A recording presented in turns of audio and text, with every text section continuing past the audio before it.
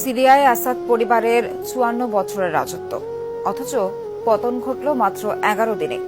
বিদ্রোহীদের নজিরবিহীন উত্থানে গদি ছেড়ে পালালেন ২৪ বছর মসনদ আঁকড়ে রাখা প্রেসিডেন্ট বাশার আল আসাদ।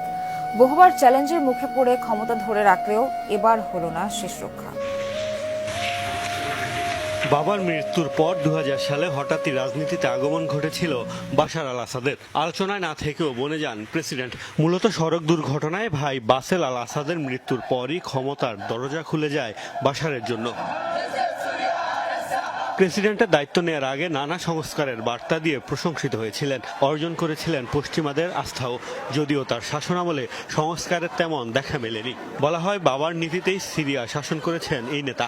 ক্ষমতা আঁকড়ে ধরে রাখতে নানা বিতর্কিত কর্মকাণ্ডের অভিযোগও রয়েছে তার বিরুদ্ধে।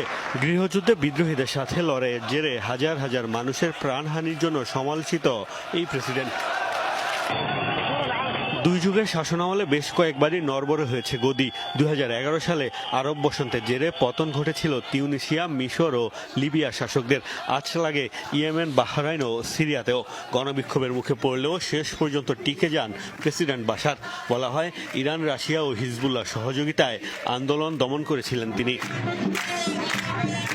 আসাদের গদি টিকে গেলেও বিভিন্ন গোষ্ঠীর বিদ্রোহে গৃহযুদ্ধ শুরু হয় সিরিয়ায়। সরকার দেশটির বড় অংশে নিয়ন্ত্রণ হারায়। এক পর্যায়ে আইএসের উত্থানে আরো অস্থির হয়ে পড়ে সিরিয়া। এক এক বিদ্রোহী গোষ্ঠীকে সমর্থন দিয়ে সিরিয়ার সংঘাতে জড়িয়ে পড়ে যুক্তরাষ্ট্র, তুরস্ক সহ বিদেশি শক্তিরা। এখনো উত্তরাঞ্চলের অনেক জায়গা রয়েছে মার্কিনীদের নিয়ন্ত্রণে। একাধিক ঘাঁটি আছে তুরস্কের। নিয়মিত সিরিয়ার ভূখণ্ডে হামলা চালায় ইসরায়েলও। এরপরও রাজধানীকে কেন্দ্র করে শাসন ক্ষমতা ধরে রেখেছিলেন বাশার আল আসাদ। তবে এবার আর শেষ রক্ষা হয়নি। মাত্র ১১ দিনের অভিযানে একের পর এক গুরুত্বপূর্ণ শহর দখল করেছে বিদ্রোহীরা। প্রায় বিনা বাধায় ঢুকে পড়েছে দামেস্কেও। রহস্যময় কারণে রাজধানীতে কোনো প্রতিরোধী গড়তে পারেনি সিরিয়ার সামরিক বাহিনী। এমন পরিস্থিতিতে সাম্রাজ্য ছেড়েই পালাতে বাধ্য হলেন বাশার।